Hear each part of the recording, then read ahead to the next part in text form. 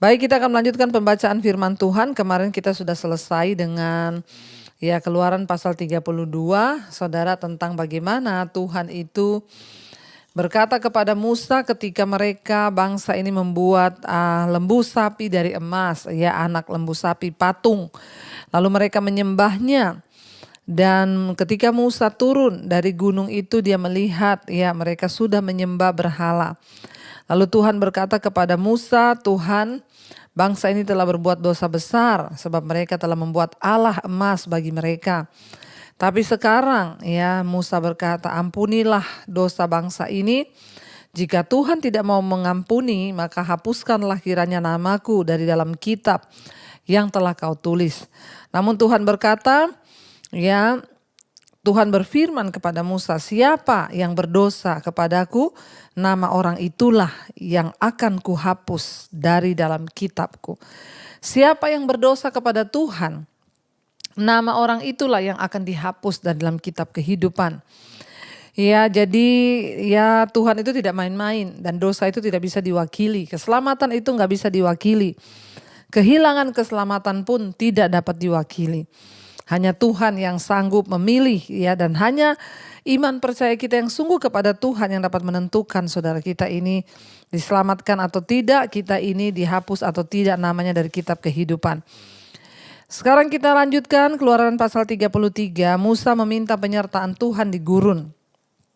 Ayat yang pertama, berfirmanlah Tuhan kepada Musa, pergilah berjalanlah dari sini, engkau dan bangsa itu yang telah kau pimpin keluar dari tanah Mesir, ke negeri yang telah kujanjikan dengan sumpah kepada Abraham, Ishak dan Yakub. Demikian, kepada keturunanmu lah akan kuberikan negeri itu. 2, aku akan mengutus seorang malaikat berjalan di depanmu dan akan menghalau orang Kanaan, orang Amori, orang Het, orang Feris dan orang Hewi dan orang Yebus, yakni ke suatu negeri yang berlimpah-limpah susu dan madu. Sebab aku tidak akan berjalan di tengah-tengahmu, karena engkau ini bangsa yang tegar tengkuk, supaya aku jangan membinasakan engkau di jalan. Tuhan berkata kepada Musa, bawa bangsa ini keluar ke tanah yang sudah aku janjikan kepada keturunanmu, kepada Abraham, Ishak dan Yakub. Aku akan memberikan negeri yang berlimpah-limpah dengan susu dan madu, Tuhan berkata. Engkau tidak perlu takut, aku akan mengutus seorang malaikat berjalan bersama-sama dengan engkau. Engkau akan melintasi, dikatakan negeri orang Kanaan, orang Amori, orang Het, orang Feris, orang Hewi, orang Yebus, dan ini adalah orang-orang yang memusuhi mereka, saudara. Tuhan bilang kau tidak perlu takut sebab malaikat itu yang akan menghalau semua musuh-musuh itu daripadamu, saudara. Tuhan berkata kepada Musa, berjalanlah. Ada malaikatku yang aku utus berjalan bersamamu. Yang Tuhan berkata di sana, sebab aku tidak akan berjalan di tengah-tengahmu karena engkau ini bangsa yang tegar tengkuk, supaya aku jangan membinasakan engkau di jalan. Bayangkan saudara, Tuhan bilang kamu berjalan, ada malaikat yang aku utus menyertai engkau dan malaikat itu akan menghalau semua musuh-musuhmu. Tuhan bilang karena aku tidak mau berjalan bersama-sama engkau. Sebab kalian ini bangsa yang tegar tengkuk. Kalau engkau berjalan, Tuhan bilang kalau aku berjalan bersama-sama dengan engkau, pasti aku akan membinasakan engkau. Karena dosa-dosa dan pelanggaran mereka, saudara. Sampai Tuhan saja tidak tahan untuk berjalan bersama mereka. Karena bangsa ini begitu luar biasa, saudara. Tuhan bilang aku tidak akan berjalan bersama-sama engkau. Karena pasti kalau aku berjalan bersama-sama engkau, aku akan membinasakan engkau di tengah jalan, kata Tuhan. Ayat yang keempat, ketika bangsa itu mendengar ancaman yang mengerikan ini, berkabunglah mereka dan seorang pun tidak ada yang memakai perhiasannya. Mereka merasa ngeri apa yang Tuhan sampaikan. Tuhan bilang aku tidak akan menyertai engkau, karena kalau aku berjalan bersama-sama dengan engkau bangsa yang tegar tengkuk, keras kepala, tidak mau bertobat itu, maka aku akan membinasakan engkau di tengah jalan. Mereka mendengar itu, dan ini merupakan ancaman yang mengerikan, saudara. Mereka merendahkan diri, mereka berkabung, semua mereka menanggalkan perhiasan-perhiasan mereka, saudara. Dan kita lihat di sini, ketika Tuhan berkata demikian, itu adalah sebuah ancaman yang serius.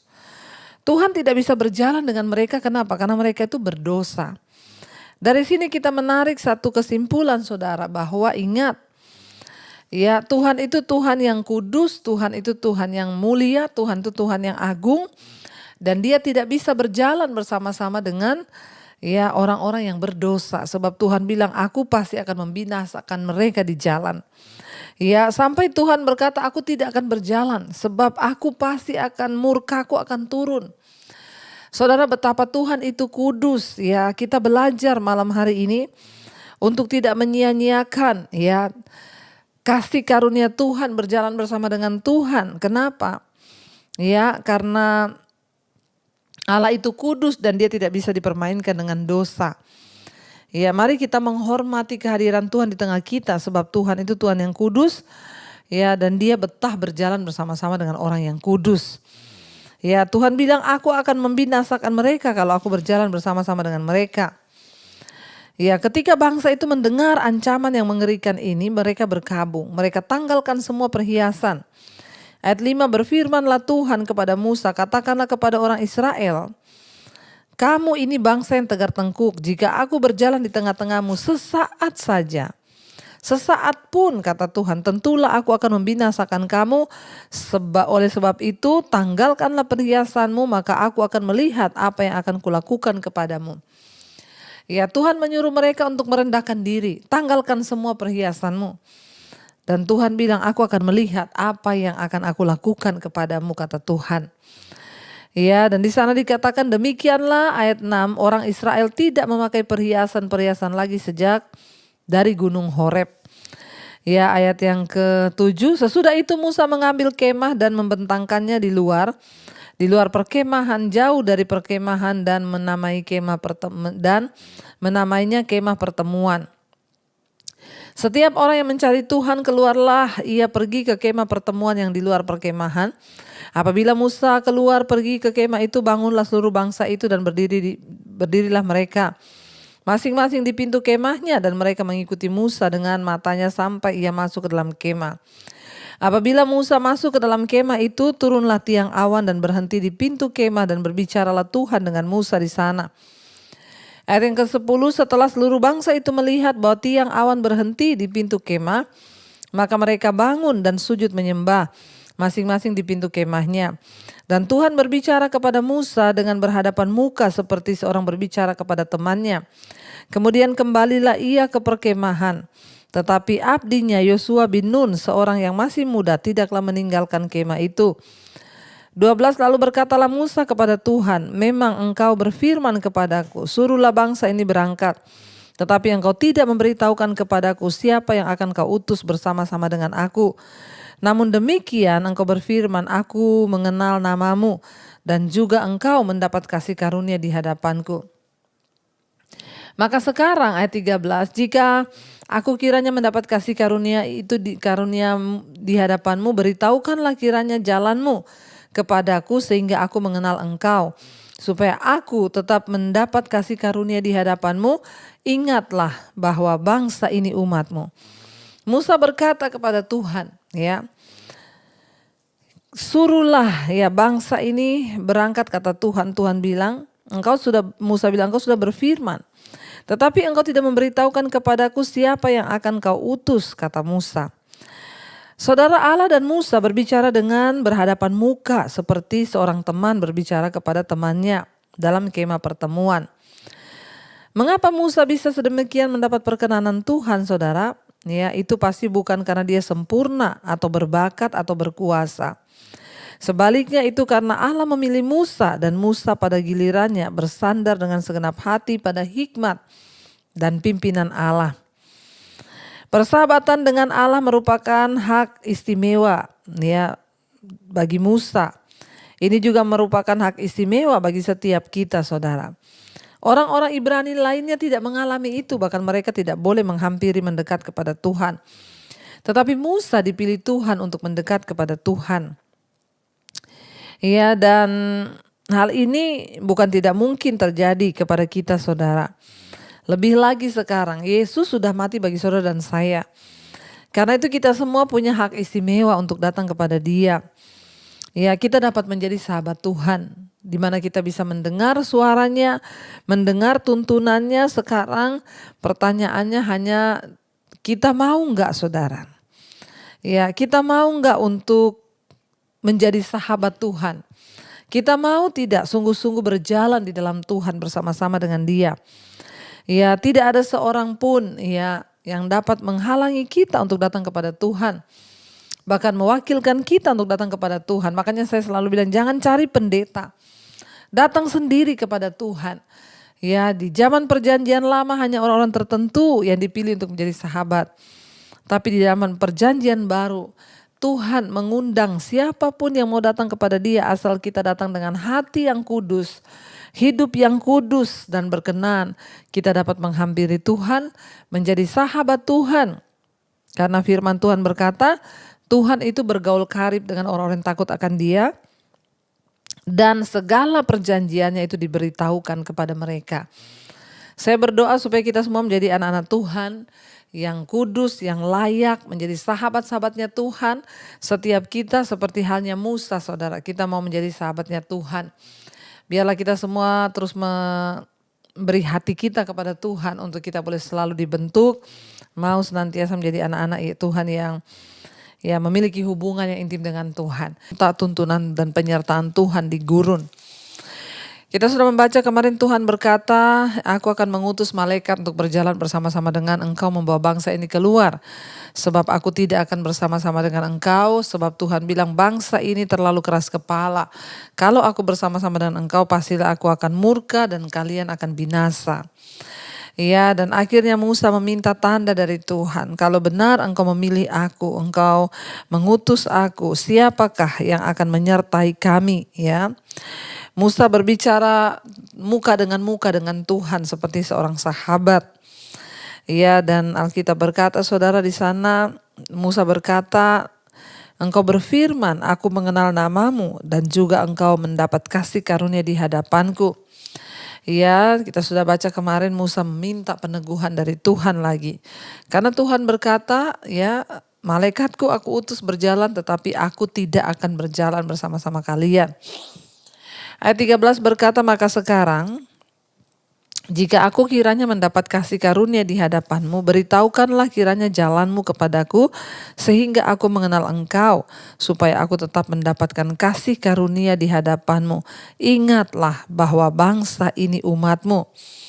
Ya, Musa berkata kepada Tuhan, ingat, ya Tuhan, bangsa ini adalah umatmu. Ya, berikanlah kasih karuniamu kepadaku, Musa berkata. Ayat 14 dia bilang, ya lalu ia berfirman, Tuhan berfirman kepada Musa, aku sendiri hendak membimbing engkau dan memberikan ketentraman kepadamu. Ya, Musa berkata kepada Tuhan, ya tuntun kami di jalan-jalan-jalanmu Tuhan. Ya, supaya aku ini mendapatkan kasih karuniamu. Beritahukanlah jalanmu kepada kami. Biarlah ini semua menjadi doa-doa kita juga di hadapan Tuhan, supaya Tuhan menyatakan jalan-jalannya bagi kita. Ya, dan kita ini mengetahui mana yang harus kita tempuh, mana yang harus kita jauhi. Karena saudara, orang yang berbahagia itu adalah orang yang mengenal jalan-jalan Tuhan. Dan satu kerinduan Tuhan bagi setiap kita adalah ketika kita berjalan di dalam jalan-jalannya dan melakukan kehendak-Nya. Tuhan berfirman, aku sendiri akan membimbing engkau dan memberikan ketentraman kepadamu. Ya, Tuhan berkata kepada Musa bahwa dialah yang akan membimbing Musa dan memberikan ketentraman kepadanya. Ayat 15, berkatalah Musa kepadanya, jika engkau sendiri tidak membimbing kami, janganlah suruh kami berangkat dari sini. Luar biasa saudara, ya. Musa memohon penyertaan Tuhan, walaupun Tuhan sudah berkata, aku mengutus malaikatku berjalan bersama-sama engkau. Tapi Musa bilang, jika bukan engkau sendiri yang membimbing kami, jika bukan Tuhan yang beserta dengan kami, maka Musa berkata, jangan suruh kami berjalan. Ya, luar biasa saudara. Seringkali kita merasa cukup mendapat penyertaan Tuhan. Hanya malaikat Tuhan yang menyertai, itu sudah luar biasa. Bahkan ada beberapa orang Kristen yang seringkali tidak perlu dengan Tuhan, yang penting dia mendapat berkat Tuhan. Ketika kita sudah puas dengan keuangan, kenyamanan, banyak orang merasa sudah cukup. Ya, sehingga mulai meninggalkan ya Tuhan, meninggalkan pelayanan, tidak lagi setia. Ya, tetapi Musa dia berkata, Tuhan, aku tidak mau malaikatmu. Aku mau pribadimu Tuhan. Kalau bukan engkau yang membimbing dan menuntun kami, Tuhan bilang jangan suruh kami berjalan. Biarlah ini menjadi juga doa-doa kita. Tuhan, kami menginginkan pribadimu lebih daripada berkat-berkatmu. Kami menginginkan penyertaanmu lebih daripada sekedar jawaban doa.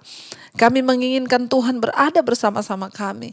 Lebih daripada sekedar mujizat-mujizat yang kami harapkan. Musa berkata, makanya Musa menjadi orang yang dipilih oleh Tuhan, menjadi sahabat Tuhan. Dia berbicara dengan Tuhan itu muka, tatap muka saudara. Kenapa? Karena ternyata Musa adalah seorang yang menginginkan pribadi Tuhan lebih daripada yang lain. Ya mungkin kalau orang lain Tuhan bilang malaikatku ada bersama-sama dengan kamu, tapi aku tidak. Kalau orang yang hanya menginginkan berkat, mujizat, dia akan berkata, oke Tuhan, yang penting ada malaikatmu ya. Yang penting malaikatmu akan menghalau musuh-musuh kami kan. Yang penting malaikatmu akan melakukan mujizat bagi kami. Tapi Musa tidak, dia bilang Tuhan kalau bukan engkau sendiri yang berjalan bersama-sama dengan kami. Kalau bukan engkau yang membimbing kami maka jangan suruh kami berjalan. Luar biasa saudara. Ya, ayat 16 di sana dikatakan, dari manakah gerangan akan diketahui bahwa aku telah mendapat kasih karunia di hadapanmu, yakni aku dengan umatmu ini. Bukankah karena engkau berjalan bersama-sama dengan kami, sehingga kami, aku dengan umatmu ini dibedakan dari segala bangsa yang ada di muka bumi. Musa berkata, dari mana kami tahu bahwa engkau itu benar-benar memilih kami, kalau kami tahu bahwa engkau benar-benar mengasihi kami, bagaimana juga orang-orang lain dapat melihat bahwa engkau beserta dengan kami, bukankah kalau engkau berjalan bersama-sama dengan kami. Saudara, mari kita meminta hari-hari ini hati yang sungguh-sungguh mau dituntun oleh Tuhan. Yang terpenting adalah kita berjalan bersama dengan Tuhan. Dimanapun kita berada, seburuk apapun jalan itu, bahkan di dalam lembah kekelaman, Daud berkata, ya sekalipun aku dalam lembah kekelaman, tetapi ya asalkan Tuhan besertaku, aku tidak akan goyah. Bukan soal keadaanmu hari ini seperti apa, bukan soal masalahmu besar atau tidak, tetapi soal Tuhan beserta atau tidak, itu yang terpenting. Musa berkata, ya dari mana orang bisa tahu bahwa kami umatmu? Bukankah karena engkau berjalan dengan kami? Musa tidak mau Tuhan hanya memberi malaikat untuk menuntun mereka, tapi Musa minta Tuhan sendiri. Allah sendiri yang harus menyertai mereka. Ayat yang berikutnya saudara, ayat yang ke-17. Berfirmanlah Tuhan kepada Musa, juga hal yang telah kau katakan ini akan kulakukan, karena engkau telah mendapat kasih karunia di hadapanku dan aku mengenal engkau. Luar biasa Tuhan berkata, bahkan yang engkau minta hari ini pun aku akan memberikan. Kenapa? Karena engkau mendapatkan kasih karuniaku dan aku mengenal engkau. Penting bagi kita hari-hari ini mengejar perkenanan Tuhan. Penting bagi kita menjadi orang-orang yang dikenal Tuhan. Penting bagi kita agar nama kita itu dikenal oleh Tuhan. Bagaimana agar nama kita dikenal Tuhan? Tentunya kita harus punya hubungan pribadi dengan Tuhan. Kita harus memiliki hubungan yang intim dengan Tuhan, saudara. Agar Tuhan itu sungguh-sungguh ya menyatakan kehendak dan mujizatnya bagi hidup kita. Lalu di sana dikatakan saudara, Tuhan berkata, aku akan menuruti apa yang kau mau. Kenapa? Karena engkau mendapat kasih karunia di mataku. Ayat 18. Ya. Tetapi jawabnya, perhatikanlah kiranya kemuliaanmu kepadaku. Perlihatkanlah kiranya kemuliaanmu kepadaku. 19. Tetapi firman-Nya, aku akan melewatkan segenap kegemilanganku dari depanmu dan menyerukan nama Tuhan. di depanmu. Aku akan memberi kasih karunia kepada siapa yang kuberi kasih karunia, dan mengasihani siapa yang kukasihani. Tuhan berkata kepada Musa, aku akan menyatakan kemuliaanku kepadamu.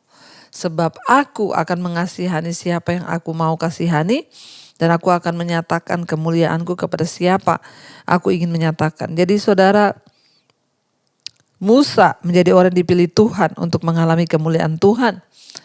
Mari juga biar kita sama-sama malam ini berdoa, Tuhan kami mau menjadi orang-orang yang dapat melihat kemuliaan-Mu, menjadi orang-orang yang sungguh-sungguh dapat mengenal Tuhan, ya, mengenal jalan-jalannya, bahkan mendapat kasih karunia-Nya. Ketika kita mendapat kasih karunia Tuhan itu sangat luar biasa saudara ya. Ayat 20 lagi firman-Nya, engkau tidak tahan memandang wajahku, sebab tidak ada seorang pun yang dapat memandang aku dapat hidup.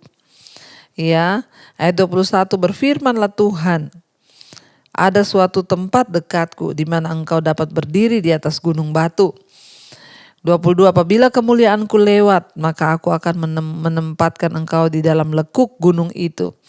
Dan aku akan melindungi engkau dengan tanganku sampai aku berjalan lewat. 23 kemudian aku akan menarik tanganku dan engkau akan melihat belakangku, tetapi wajahku tidak akan kelihatan. Ya, di sini kita melihat gambaran betapa Tuhan itu mulia kudus. Ketika Musa mau melihat kemuliaan Tuhan, Tuhan bilang engkau pasti tidak akan tahan melihat kemuliaanku. Ya, sebab tidak ada seorang pun yang akan hidup melihat kemuliaan Tuhan. Dikatakan di sana Musa ingin melihat kemuliaan Allah. Dia menginginkan kepastian tentang kehadiran Allah bersamanya. Musa tidak mau berjalan kalau dia tidak yakin bahwa Tuhan bersamanya. Bahkan Harun dan Yosua, dan dia ingin mengetahui kehadiran Allah itu melalui pengalaman pribadi. Karena itu saudara, kita ini ya terbatas secara moral, kita semua tidak sempurna. Namun ya kita harus terus mengejar perkenanan Tuhan. Kita harus melihat kemuliaan Tuhan itu dalam hidup kita.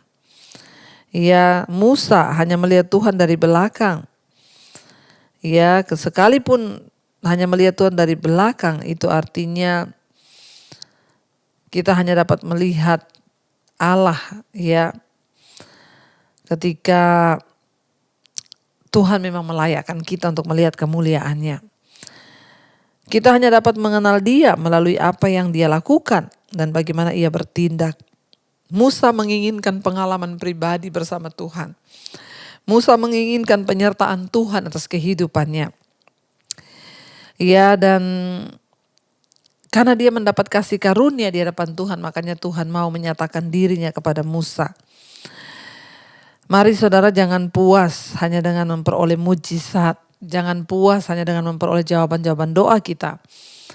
Tapi biar kita menjadi puas dengan kehadiran Tuhan dalam hidup kita. Ketika Dia berjalan bersama dengan kita. Bahkan sekalipun dalam lembah kekelaman, kalau Tuhan beserta kita, itu adalah sesuatu yang luar biasa. Karena itu saudara, biarlah iman kita terus tetap teguh di dalam Dia. Biarlah iman kita tetap bangkit di dalam Dia. Dan kita mau tetap percaya bahwa Dia Tuhan yang tidak pernah meninggalkan kita.